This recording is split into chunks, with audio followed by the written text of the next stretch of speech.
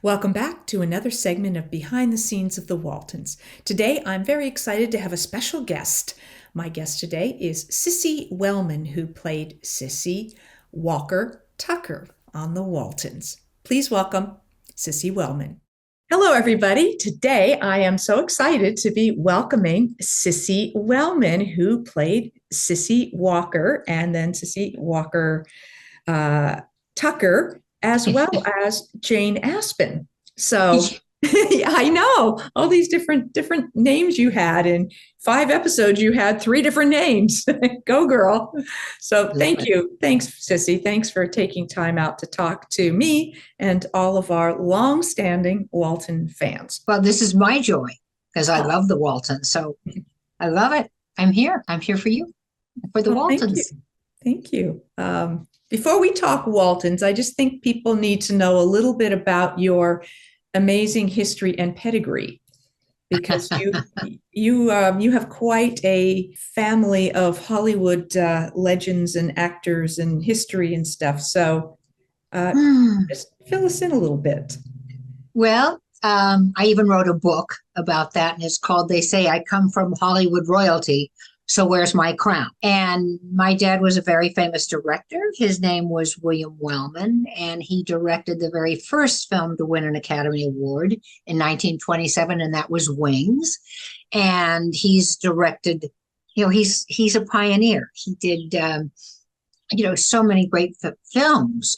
He did Public Enemy with James Cagney. He wrote and directed the original Star is Born, and got the Academy Award for writing it. Wow. And, Nothing Sacred, Oxbow Incident, so many movies. You look him up, Google him, and it's like, oh my gosh. Yeah. And my mom was one of the original Busby Berkeley dancers. So, yeah, I was blessed. I'm one of 7, and my mother was my dad's 5th wife. He was 37, she was 19 when they got married, and all 7 of us are from her. Wow. Yeah. So awesome. Yeah. So you truly, I grew up in Hollywood, but a whole different era, and I did not come from, Hollywood royalty, so to speak. So you grew up on amazing sets. And I know the cover of your book there's a picture of you sitting in Clark Gable's lap. Come on. I know. I was so young. I wish I had known. I would think I was 7. I wish I'd known whose lap I was sitting on at the time. It's like, oh my gosh. Was your dad directing him in a film or just? Yeah, it was called Across the Wide Missouri. Wow. And they were on location in Durango, Colorado. And the whole family, at that time, there were just 6 of us. And we all went to Durango, Colorado, because it was just gorgeous. We're so lucky because it was, it was all of us, and we were at a river with fishing, and, and it was Ricardo Montalban, and it was such a great group. And yeah, it was, I was blessed. We didn't do that very often because Dad, what he did was he had it written in his contracts whenever he directed a film. He made sure that if he was shooting in town, they had to pull the plug so he could be home at 6 o'clock in time to have dinner with all of us. Aww. And he didn't like doing locations away. He didn't like being away from Mom and the family. And, we were brought up on a farm. We weren't really brought up Hollywood, yet he was friends with David O. Selznick. So, yes, we went to different parties. I knew Jane Fonda and Peter and the different ones, but, we were more of a, I had chores to do. We had horses and chickens and, we collected the eggs. I rode my horse down to Westwood because that was way back. Dad bought the house. It was 4 acres in Brentwood. Wow. Hello. And at that time, they thought that was way out, because he bought it. Boy, it would be, let me see, I'm 80. So it would have been 83 years ago. Wow. So back then there was absolutely, no traffic, no anything. It was just gorgeous. So I've been blessed. And the sets I was on was Goodbye, My Lady, which I loved, on location that was Daddy directed, with about the barkless dogs, the Bazengis, and it was fabulous. That was a joy. And also, of course, on The High and the Mighty and Island in the Sky with John Wayne. Wow. And then I got to work with John Wayne, so that was a gift. Oh, wow. What'd you work with him on? The Undefeated, Chisholm. Okay. Wow. But that was with Dear Donner when I was married to Robert, and I was staging the dance numbers in the film. Andy McLagan was the director, and he was my father's assistant director way back. So, yeah, a lot of fun. So was it something because of being on those sets and around it that you just from an early age knew that that's what you wanted to do? You wanted to work in film and television? I mean, television probably didn't really exist in the same capacity. No, I never wanted to be an actor. I wanted to be an airline stewardess. That's what they called them in that day. I wanted to fly around. It just sort of happened. Wow. And I was studying dance because I love jazz. I love dance, ballet and dance. And I started out as a dancer first. I was, I did commercials, and then I was a dancer on the Andy Williams show. I was one of the Nick Castle dancers. And it just sort of happened. At 16, I was in the kitchen and got a phone call from NBC. My mother said, "Sissy, it's NBC." I said, "Oh, yeah, right. Sure." It was Frances D., who was a wonderful actress, who was married to Joel McCrea. They were like my godparents. And Frances was doing this. They wanted her for this series called Amy.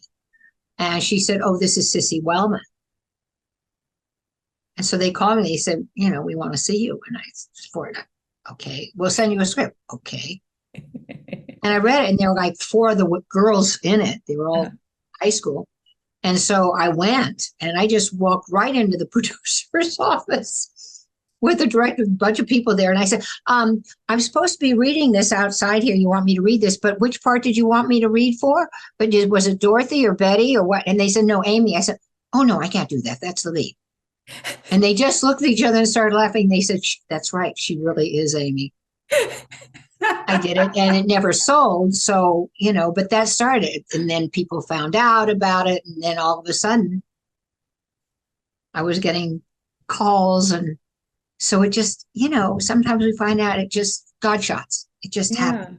Well, do you think that because you were surrounded by these icons, but they were just people to you, that you didn't have the same level of intimidation that those of us who grew up under, who just idolize these people? I look at some of these famous people and I'm like, I blah, blah, blah, But for you, that would have been another Sunday night dinner.